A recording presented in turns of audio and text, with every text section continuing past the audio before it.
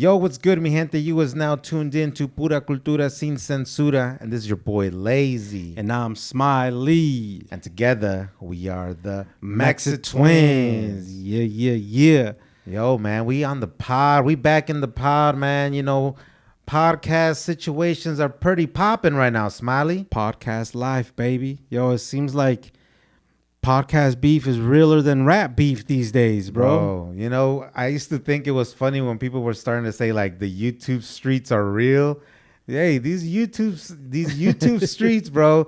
Like, something can happen, way, and then there's, like, so many other channels that give their perspective way, and I'm not gonna lie, it's entertaining. They're all got a good different angle of looking at things, you know.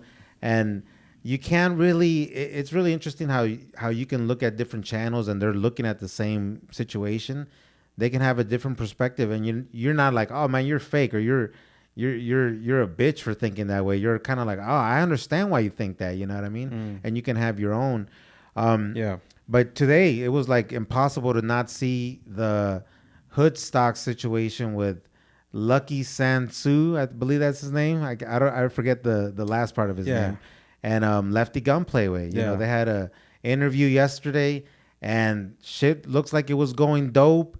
And then out of nowhere, bro, I think like everybody was saying that the alcohol kicked in. You could tell that the alcohol was involved, bro. Like you could tell in their speech that alcohol was definitely a factor. I didn't see the whole thing. I seen the clips. Like I'm sure a lot of people saw the clips.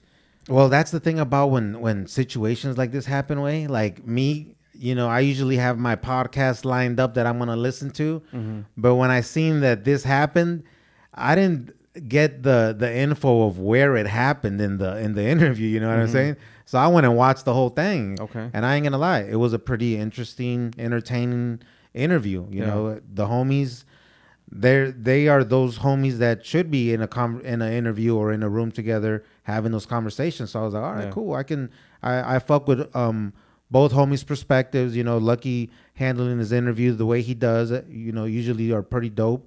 And then there was a spot where I seen them take a break, and I was like, okay, like they're taking a break. That's weird, you know. And then when they came back, they had no shirts on. Okay. You know, so the first half of the interview, they have clothes on, they're chilling. You know, sounds a little funny, right? It sounds a little. Everybody was saying like, "No Diddy, you know, no Diddy." But when people have their clothes on, it's a little bit more chill, right? It's a little bit more, and then I guess I've seen other people's perspectives, and I can kind of see what they meant once I seen it, right? When they came back with no shirts on, it was kind of like they was flexing, you know what I mean? Without flexing, but, you know, all tatted up, like, you know, Lefty Gunplay, he's famous for his line saying, Lefty Gunplay, the famous gangbanger, you know what I mean? Yeah. So that puts him as that number one, like he wants to be that number one guy in LA. Yeah. Which subconsciously, for another gangster like Lucky himself, subconsciously, you might be thinking like, nah, motherfucker, I'm that number one gangster. You know what I mean? I think all gangsters feel that way. Yeah. Everyone wants to be the number one, right? Right. And the vibe was chill way. Like the homies were getting along good. I've never had like I guess I have seen like Lucky kind of get drunk in his podcast before, but I've never seen him like get crazy like that on one of his guests. And then once they came back, he was joking around and he said something about like, man, fuck you, dude. You know, boom, boom, boom. And that's when Lefty was like, wait a minute. This fool just said fuck you to me, you know? Yeah. And that's when everything completely changed, way. Yeah. But I ain't gonna lie, way. Looking at Lucky, he didn't look like he was todo pedo, way. You know what I mean? He didn't. No, he didn't. Because he could have looked like you would. I still think that, like, because I know they took some shrooms and I know that there was drinking. Okay. And, so there was drugs involved. There was drugs involved. Okay. There was drugs involved. There was alcohol involved, and there was gangster egos involved. You know, all that. You know, so but just looking at Lucky, recipe for disaster. Yeah, I've seen like sloppier situations. You know, like when you're kicking it with the homies, way. There's been times we know cuando alguien ya está todo pedo, way, or when you even yourself are like, oh man, I'm slurring my words. Lucky was not that sloppy drunk throughout the little beef situation that they had, but you could tell people was already in different energy. it looks like Lefty didn't want to let that go. You know, Lefty. Because Lefty's very conscious about how social media is going to take something. Mm-hmm. Because there's been multiple times where I've seen Lefty say like, no, I got to clear that up because people are going to run with this and they're going to say this and they're going to say that. And I get it. I understand his point of view on that, but it's like, I don't think Lucky came. You know, he meant it like that. You know, but Yeah. like you said, if everything was already, you know, all that stuff was involved, it's so easy to misunderstand something. Yeah, you know? yeah, and then Bozo, you know, Bozo's a homie of Lucky, and I guess he's homies with Lefty también, way. So he pulls up. Yeah.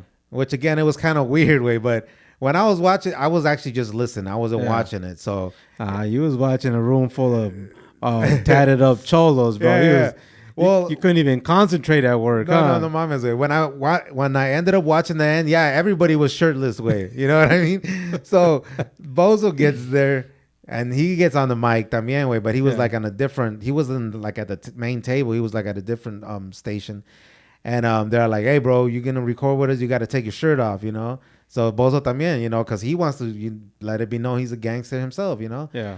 Bozo, I don't even think he got a sentence in before Lefty kind of took over the mic way and he started just talking to shit. And everybody that's ever watched an interview of Lefty Gunplay, he does his own thing. He doesn't move by these, you talk now, I talk now, you know, let me talk now. He's kind of a wild dude when it comes to podcasting, you know. And I thought about like the Shay Shay room, you know, like when he sees his guests are ready to just talk and he just lets them talk, you know.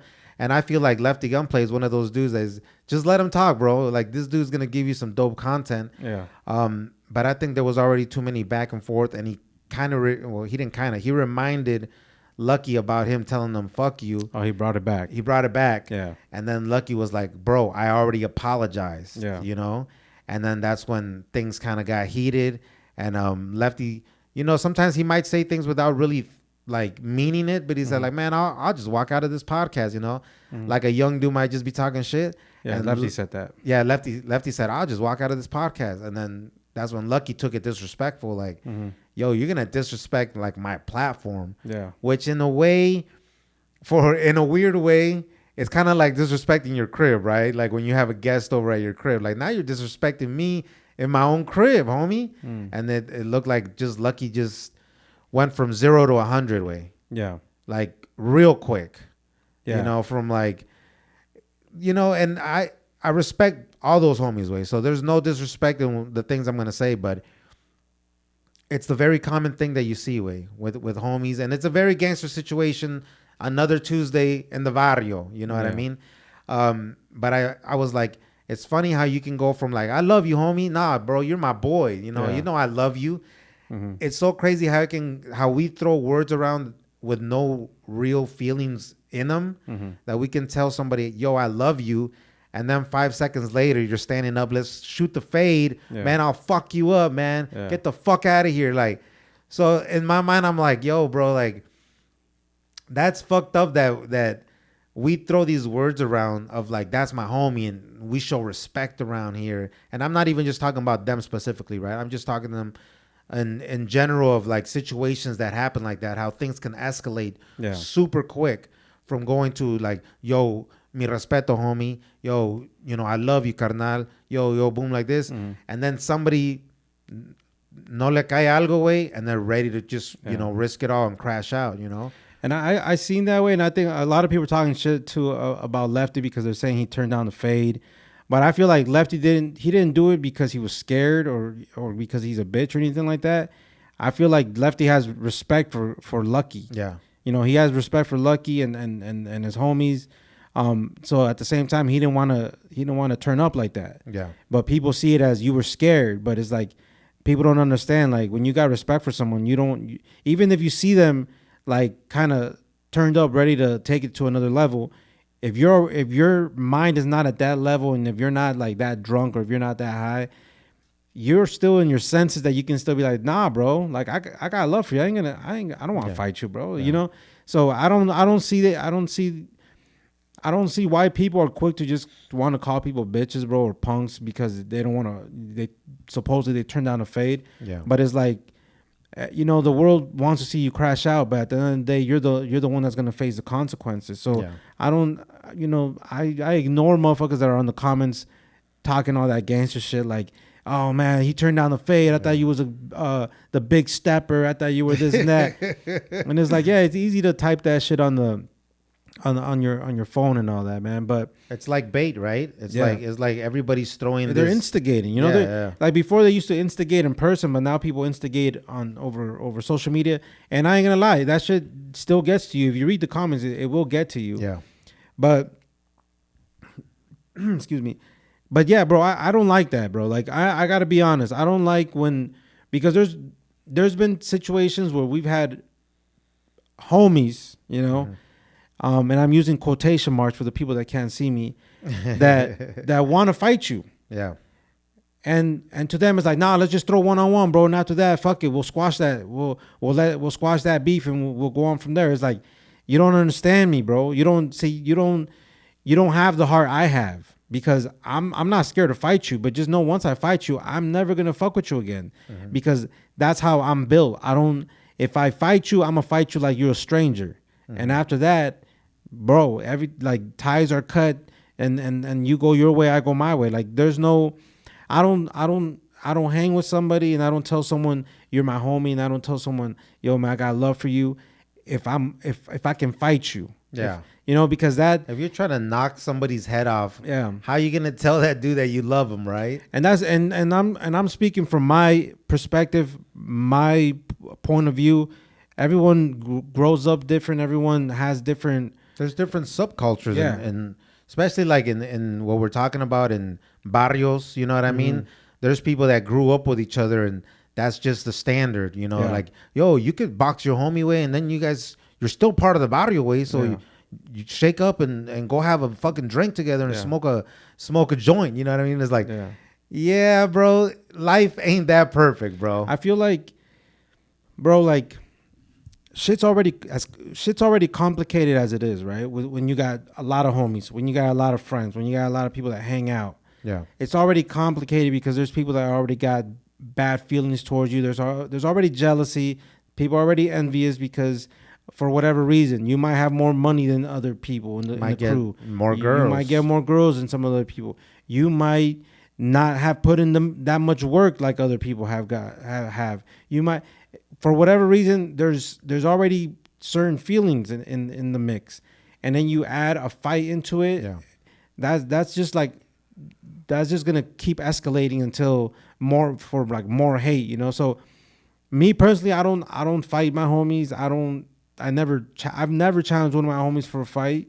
At least I don't remember. Maybe when I was a youngster, youngster. But I've never been that type to be like, yo, I'll fight you, and then we'll squash it after that. We'll still be cool, like, because that's not how I'm built. You know what I'm saying? Like I'm built like, if you're with me 100%, and if we're down, if we're ready to fight each other, then we ain't down with each other 100%. You know what I mean? But we've seen this before though, like.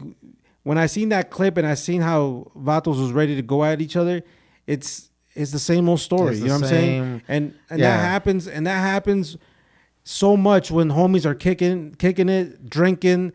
That is a very normal thing to happen when you're 2-3 in the morning and everyone's fucked up. Yeah. People are ready to fight.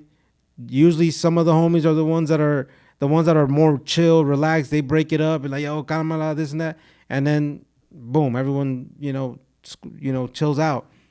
But the thing here is that it's on camera and that it's in the public view and we can all see it. And it just looks different when you're sitting at work at 8 in the morning and you're seeing some fools ready to go at each other. You know what I'm saying? It's a different feeling than when you're drunk at 3 in the morning and your homies are ready to fight. It's different. No, not that way. And just seeing a situation like that, it's more than just two vatos, right? Because it's not just Lucky and it's not just Lefty.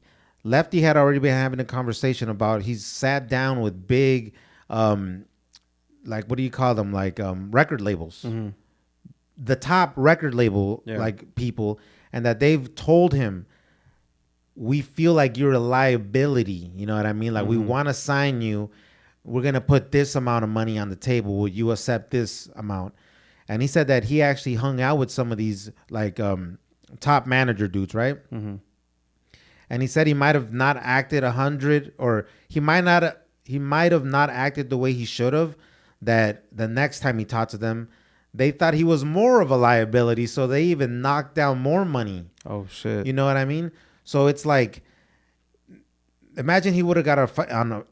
Imagine he would have got in a fight on live TV. I mean, on live YouTube way, just crashing out, bro, looking just reckless, fighting a podcaster. You know, which Lucky is not your typical no, podcaster. Lucky's like your gangster podcaster, yeah. you know, and that's why he got the platform that he got. A lot of people respect him. A lot of people fuck with his interviews and fuck with his guests because it's just a different vibe. You know what I mean? It's some like real shit, like some real. If you're looking for that gangster shit, like that's where you're gonna get that. Yeah, and but you also got to think about like the situation, like because they put videos out there of like the background, and it wasn't just Lefty. Yeah, it was a room full of cholos. It was Lefty's crew and it was Lucky's crew, and they were all cool with each other. Everybody was like mingling, you know, like no Diddy, you know what I mean, no Diddy. And Lefty Gunplay's like manager was there, you know, like not his manager, I believe it's the Asian dude. Yeah, the OTR maybe record label the dude, owner. Imagine how that dude must have felt in that situation. Like, oh fuck, like I didn't sign up for this shit. Like shit's about to go down. Their homies are probably gonna jump in, and Lefty's homies are gonna jump in. And what the fuck am I gonna do? I'm a businessman. You know what I mean? And then what kind of vibe? Like you hear the talking in the background of like, yo, guys, chill. You're tripping. You're tripping. Just arm wrestle. Yeah, you know. I couldn't help but laugh when I heard that shit. Like, yo, I'm not condoning violence or nothing, but it's like when fools are ready to fight and someone just screams out, yo, just chill out, bro. Just arm wrestle. Yeah, that just sounded hilarious. That's somebody that wants to de-escalate something. Even if, like, let's just say, even if they would have arm wrestled, it still would have at that point they're already like ready to fight, dude. Yeah, you know what I mean? Testosterone is already built. They would have started swinging. But you gotta even think about like Lucky's homies are probably already looking at Lefty's homies like, oh shit, now we gotta. Who am I gonna attack now? You know what I mean? So it just turns into. It could have gone left big time. But like you were mentioning though about labels seeing Lefty as a liability, right? And this is something that we've talked about before because we hear this a lot. You know, a lot of labels, a lot of people in the music industry always say that Mexicans are too gangster for the music industry. Mexicans are too gangster for gangster rap culture. Yeah. And it's like what are we seeing?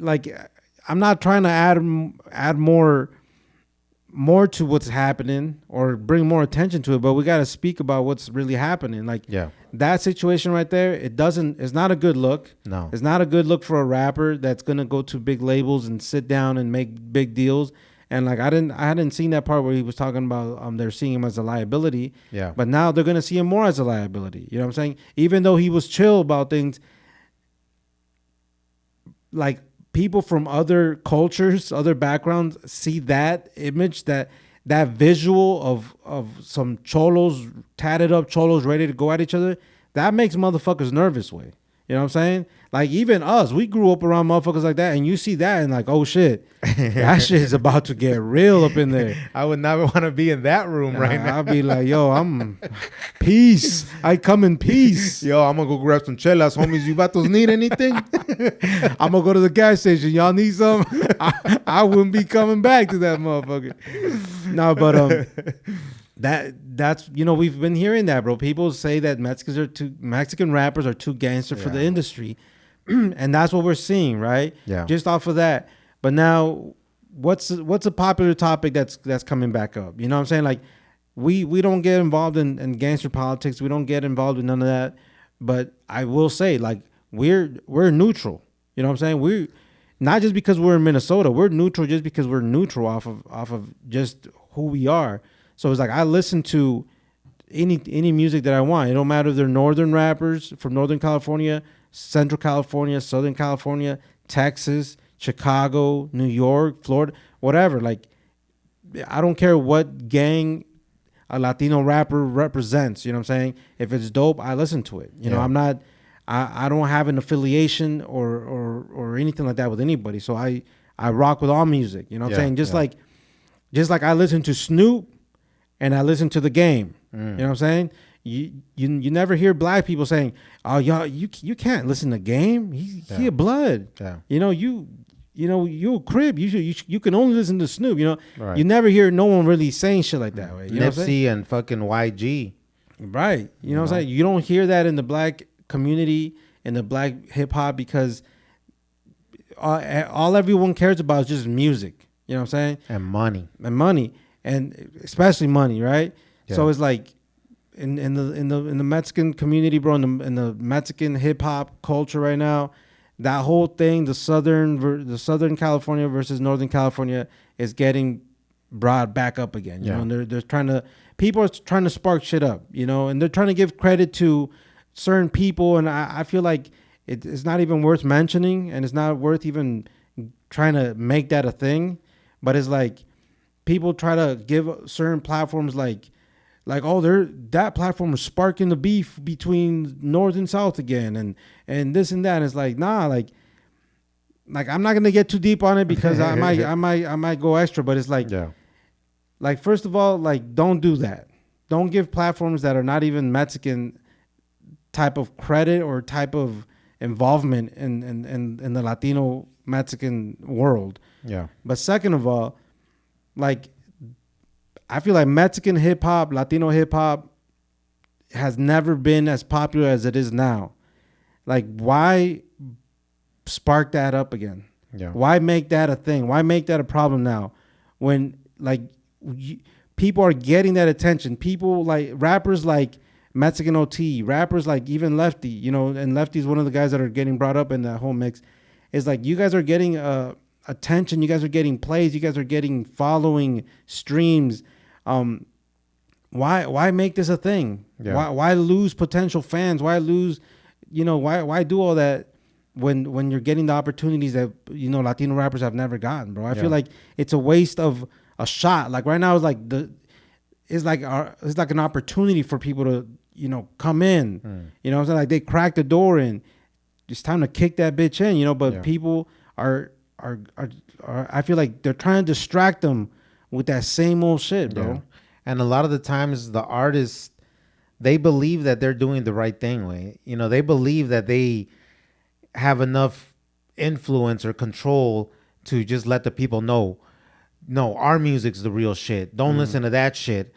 Not realizing that the same fan that's saying in your comments, like, yeah, man, fuck them, they ain't shit, bro. You guys are the realest motherfuckers. Yeah. Behind the scenes, they're DMing them and be like, bro, I ain't gonna lie, bro. I'm from over here, but I fuck with your music because you got that dope shit. Yeah. It's like, that's the same story that these comments now and with social media, shit has got exposed. I even listen to all kinds of YouTube podcasts, right? That from either side, I don't give a fuck about it. You know what I mean? I just fuck with real motherfuckers. I don't care about all that extra shit. On a lot of these platforms, they're saying dudes from the other side, they DM or they even talk on the phone back and forth way. So all this stuff about like this side against that side, a lot of people behind the scenes way, they're not staying to that standard or code, you know. So I think if people just focus more on what they're doing in the studio and what they're creating, that's the main thing that they should be focusing on, way. Yeah. So yeah, it's sad to see, bro. It just sucks to see because it's like that division is like it's unnecessary, way. You know what I'm saying? Like, it's like we got politics within politics. You know what I'm saying? We got Latinos for Trump, and now we got the other the gang politics, and it's like, yo, man, this is layers upon layers of politics, man. That it's unnecessary. And just, you know, we said it before and we said it again. Like, if Raza just rocked and supported Raza artists, Raza, like Latino rappers, like you could get a platinum rapper, you could get a superstar rapper off of just California, just California rocking with their artists like that. Like you would get like, you know, platinum artists. You know, now imagine if they were rocking with each other and then Texas and then other states, you know, obviously people are going to fuck with dope music, you know? Yeah. But like, bro, like you don't even need like outside support. Yeah. A lot of these artists that we're talking about though, like for example, Lefty and, you know, we're not going to start naming rappers on both sides, but a lot of rappers on both sides that are popping right now or got some dope shit, especially like in California, the majority of people listening to you is Mexicans way. Yeah. You know, so I don't see any Morenos or any whites listening to it. Not yet. I'm not saying that it can't happen, but at this point, it's Mexicans supporting you. Yeah. You know what I mean? It's Mexicans fucking with your music. Well, even how dope Mexican OT is. Mexican OT is like one of the dopest ones right now. Yeah. And if you see his shows, if you see his fans, like, yeah, he got all kinds of fans, but what stands out amongst all of them? Latinos and Mexicans. Yep. So, like, we got to understand who the audience is. Yeah. And D-Baby's like one of the dopest ones out there right now from Texas, Houston. Yeah. So, same thing. You look at the crowd, it's Raza way, you know, but a lot of people can listen to him, and I see a lot of people fuck with him of other races and ethnicities. Yeah. But when they go to the shows, Raza's filling up them spots way. So yeah, we got to put, you know, that type of bullshit aside, you know, and it's like we said, we don't got no affiliation with any gang. We don't represent no gang, no color. We represent all Raza, all Latinos, all Mexicans. You know what I'm saying? Like we grew up listening to music. We grew up listening to Darkroom Familia, you know. Yeah. We grew up listening to like Sir Dino. We grew up listening to Frost and Slow Pain, Lighter Shade of Brown, Little Rob. We rock with Mexican music because Mexican music, Mexican rap made us be proud. Well, made us feel proud to be Mexican. You know what I'm saying? So, that division shit, it ain't cool, man. And for the most part, most people, they don't give a fuck about that. You know, like in the like even like with Lefty like traveling now, he's gonna be able to see like, yo, in New York, nobody gives a fuck with what we got going on over there in our little bubble way. Yeah. It's people that once they get older and they even travel just outside of their city, you know, outside of their state, and they're gonna realize like, oh shit, like over here, nobody gives a fuck about what we're doing over there. So we're wasting a lot of our potential, a lot of our networking, a lot of our opportunities because we think that we run this block, we run this city, we run this state. And then you know, for whatever reason, you go somewhere else and realize over there, you ain't nobody way. Yeah. Whatever your reputation is in your side of town at the club that you're popping and get VIP, and then you go down to a different state, you ain't nobody. Yeah. You know? And you know, sometimes it's like kind of going off of this, also like bringing into what's going on with J. Cole and Kendrick. You know, Kendrick came out taking shots at Drake and J. Cole, right? J. Cole released his response, but within a couple days, he basically apologized to Kendrick. You know, like at one of his shows, he basically like made a public announcement like on his show, letting people know like, yo, I did this song because he, you know, J. Cole's the type of dude to punch you and regret it instantly. Oh shit! He's the type of dude to cry as he's beating your ass. Now, so J. Cole was telling people like, "Yo, I did this response because Kendrick came at me, but ever since that song released, I don't feel right. Like my spirit don't feel right. Like it don't sit right with me. I've been losing sleep off of it because at the end of the day, I love Kendrick and I respect his music and I respect him as an artist, and I'm grateful to be next to a rapper like him." And he's like, "So I just want to apologize to Kendrick, and you know, everyone like make noise if you think Kendrick is one of the dopest rappers alive." And like, yeah, you know, obviously the crowd goes wild, and it's like, that's one of the softest. It's gonna be one of the softest moments in hip hop way, history way. No, for real though, like it's competitive way. Everybody knows that when fucking rap beef, and it's just rap because nobody sees a Kendrick Lamar physically attacking a Drake or J. Cole. This is a lyrical battle. Yeah.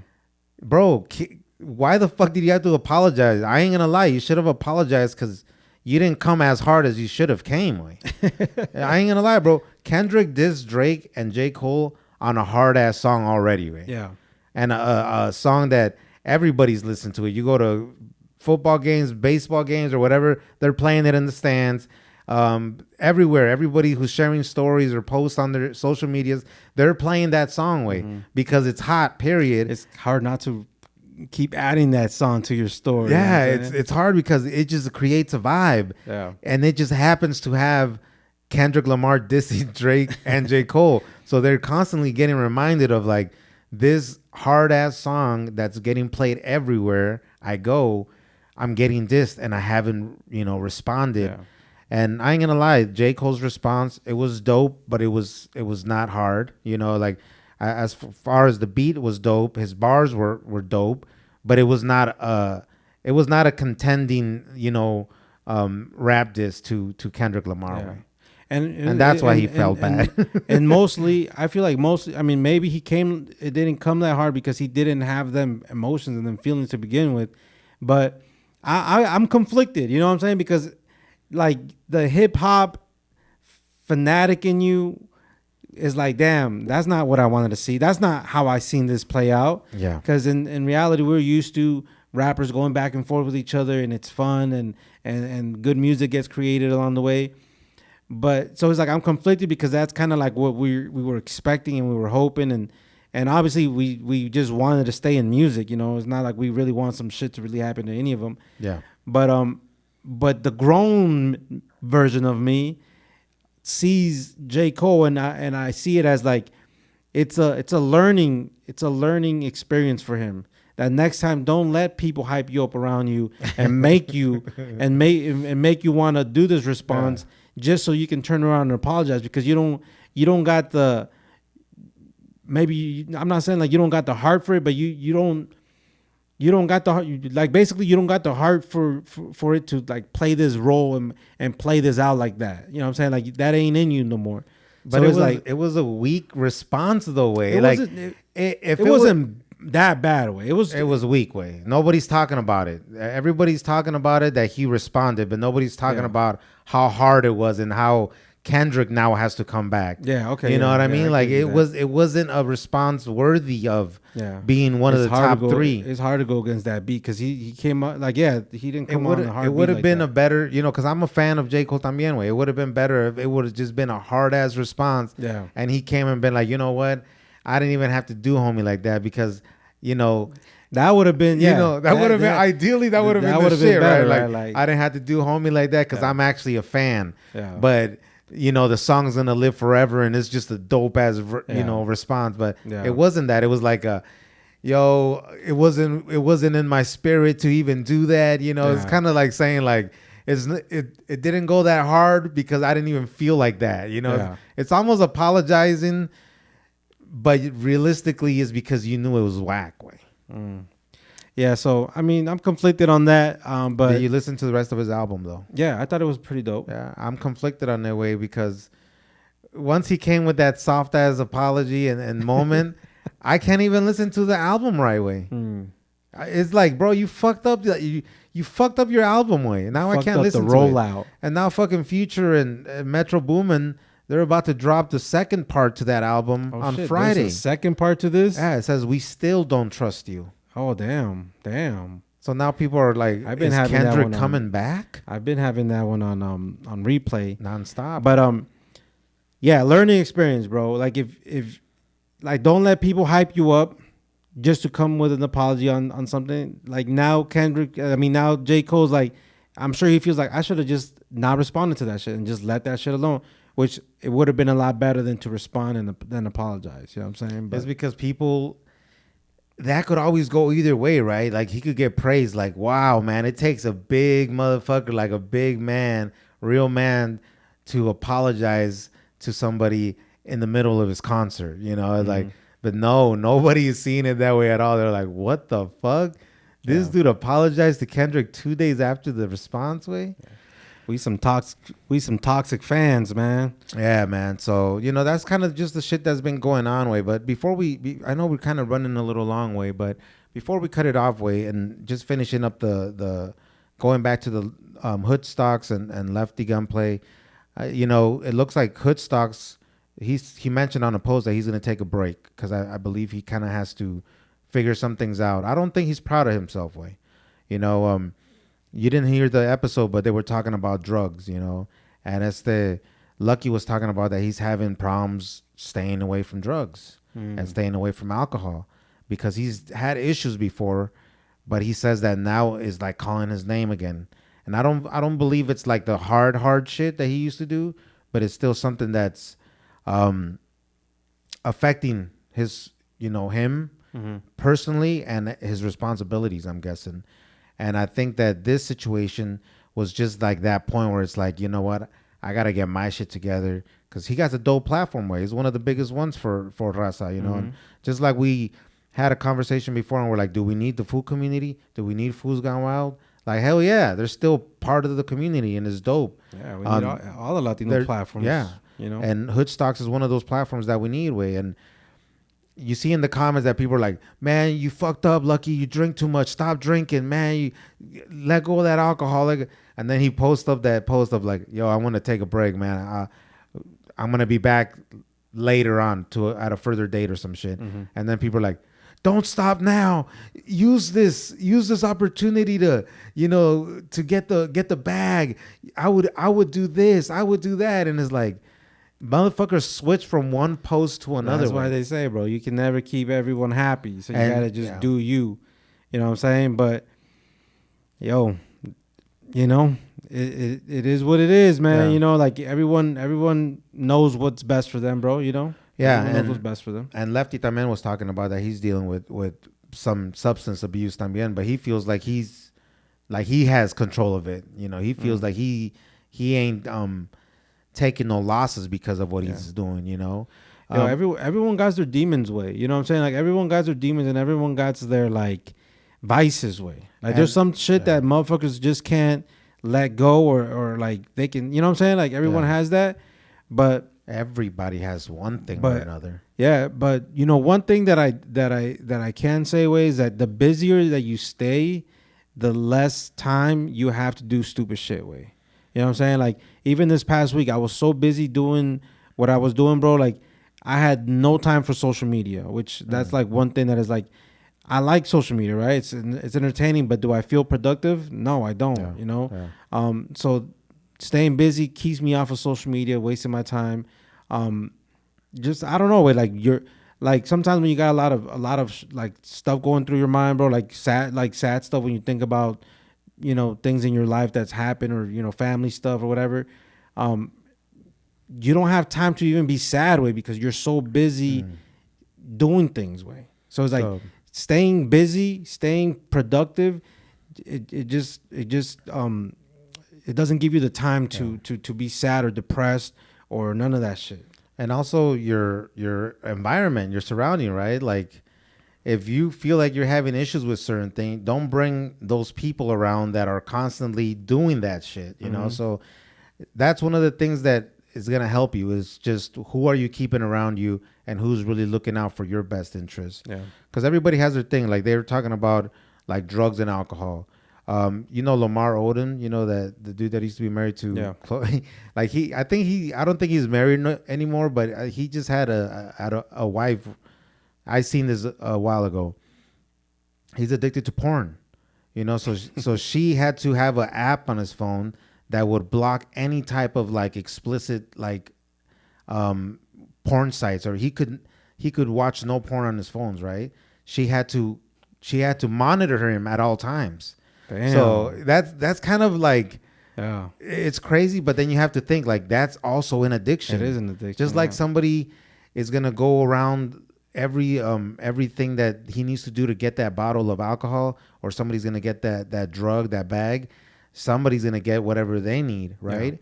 Yeah. And I just watched Fluffy's interview. He had an interview with I forget what podcast it was on. Yeah, I know which one you're talking about. And he mentioned that he's dealing with like some bad habits and you know vices. His is food and alcohol. You know what I mean? And he's saying that he can't kick them. Oh, Like, damn.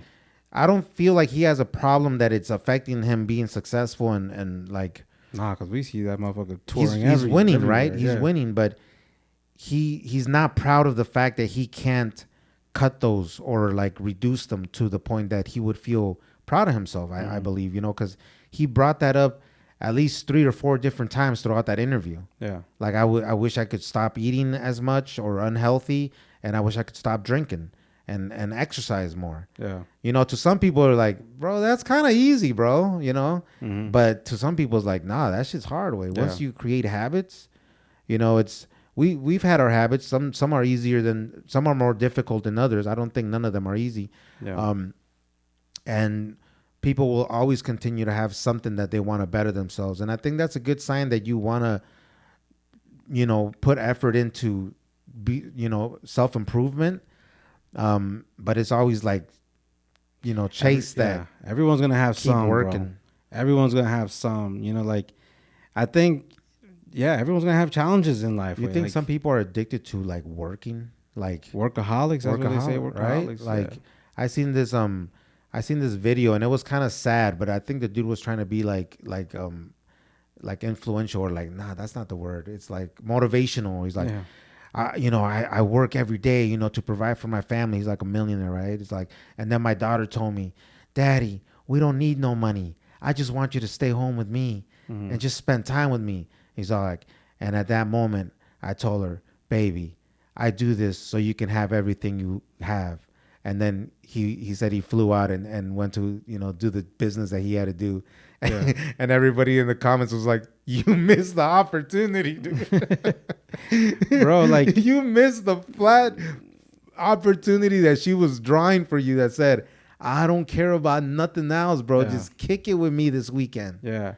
And that's the thing. What we're talking about from the beginning is like, yeah, make money to provide for the family, but you don't need, like, I'm gonna be realistic, bro. Like, I follow a lot of dope people that are very motivational and they got their businesses going, bro.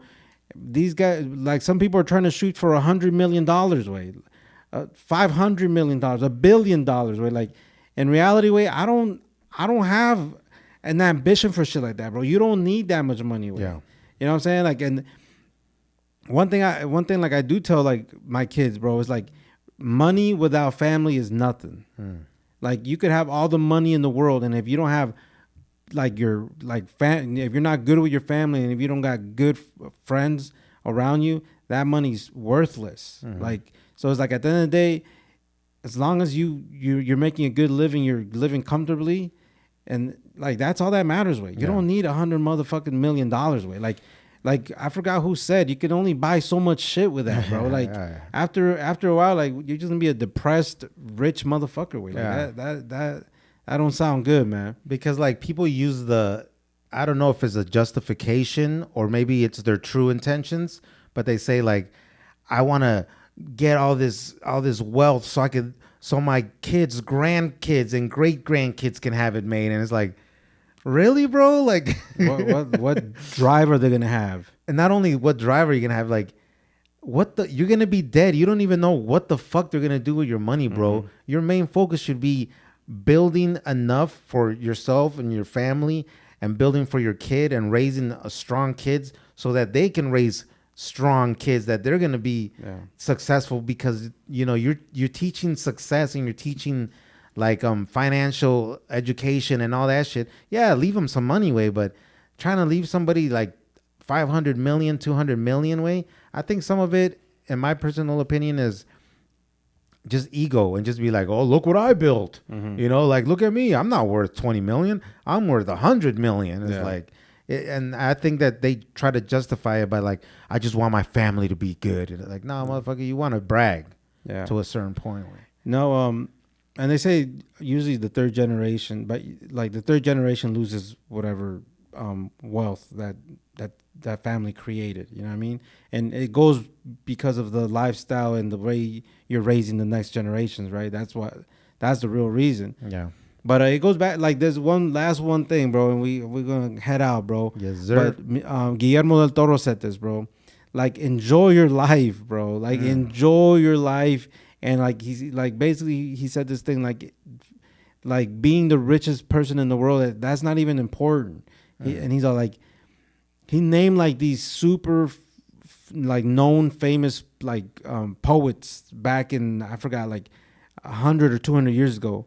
And then he's like, name me one of the poets from them, or recite me one of the poets from them. I think he was like on a late night talk show, and the guy was like, I don't know. He's like, exactly. In 100 years, no one's gonna know about you and care about you and remember you.